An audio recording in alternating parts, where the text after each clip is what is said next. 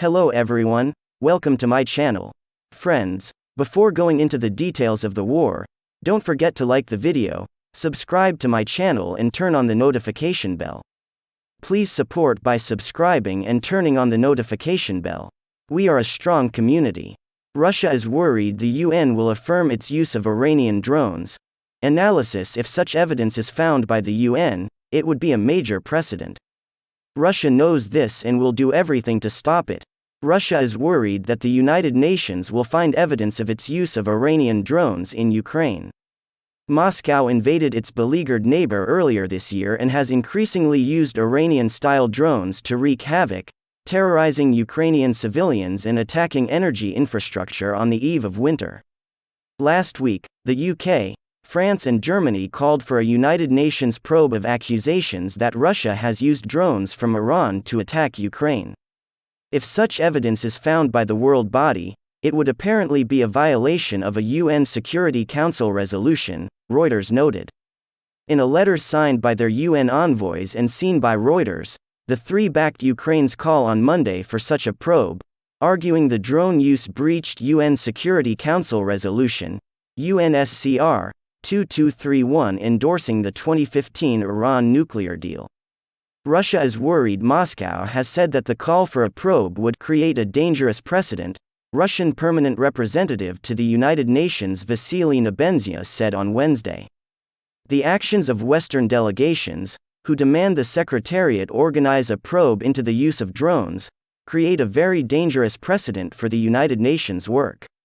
From the legal point of view, they want an artificial expansion of the Secretariat's competencies and endowing it with extra functions by means of infringing upon the Security Council's prerogatives, he said, according to Russian state media TASS. We call on the Security Council members to defend the UN Charter, to condemn the Western delegation's actions that are undermining it, and to speak up clearly for the Secretariat sticking to Article 101 of the Charter and its mandate, the Russians said. Today, we have heard nothing legal in the reasoning of those countries who demanded the Secretariat organize a probe. Only the same old misleading deliberation about the Secretariat's duty to respond to the member states' inquiries, he said.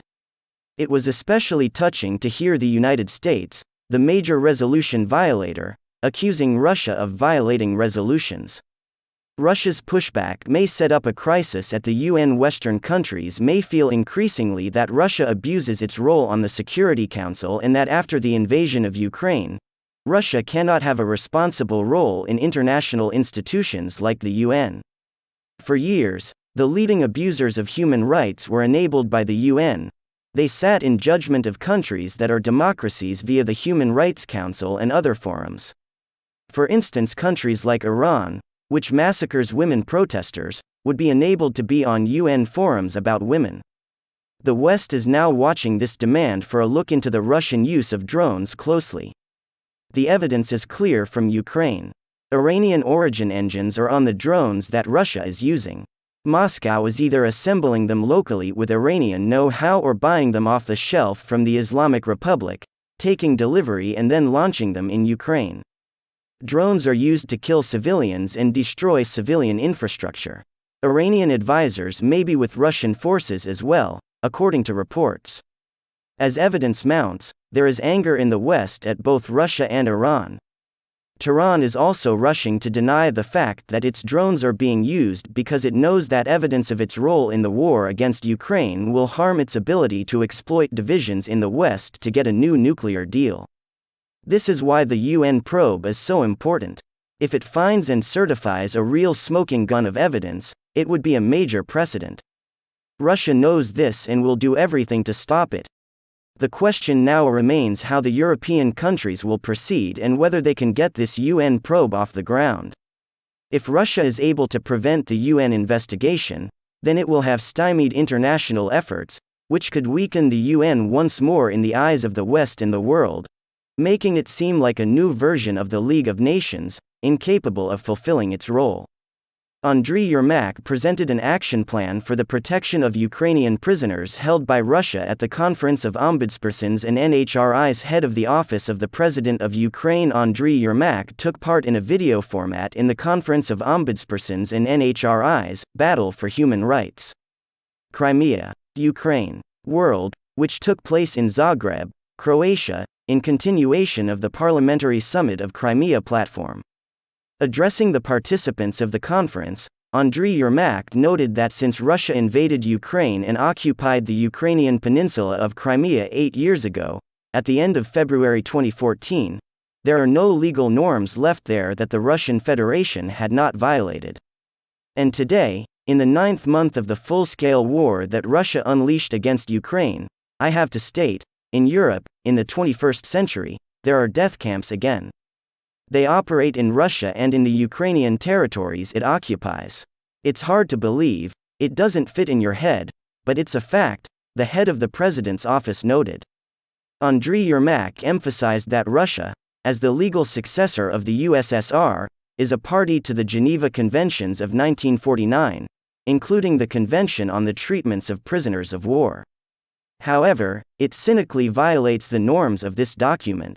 The United Nations and the International Red Cross Committee representatives are not allowed to visit the Ukrainian POWs. Russia is blocking the work of the UN mission investigating the terror attack against Mariupol defenders kept in Olenivka detention facility. In that site alone, the Russian uniformed terrorists mercilessly killed about 6 of our soldiers. Probably, they aim to cover up other crimes, Andriy Yermak said. He emphasized, each of the places where Ukrainians are kept against their will is evidence of Russia's impunity against international humanitarian law. The head of the president's office also recalled other Russia's crimes. Russian uniformed terrorists destroyed dozens of settlements in Ukraine. They are methodically destroying our critical civilian infrastructure. They are hitting food and fuel storages, supermarkets, hospitals, universities and power plants. On the eve of winter, the Russians are trying to destroy our energy system. The world learned about town of Bucha because of the mass graves of civilians the Russian occupiers had tortured and murdered. But we see the same picture in nearly every liberated Ukrainian town, Andriy Yermak stressed. The head of the office of the President of Ukraine called on the international community not to delay, but to act as actively as possible. We must rescue the Kremlin's prisoners. Every day, every hour costs lives of our people.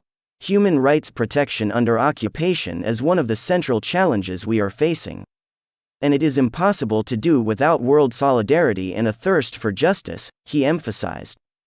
The head of the Office of the President of Ukraine presented the conference participants with a plan that includes a series of steps.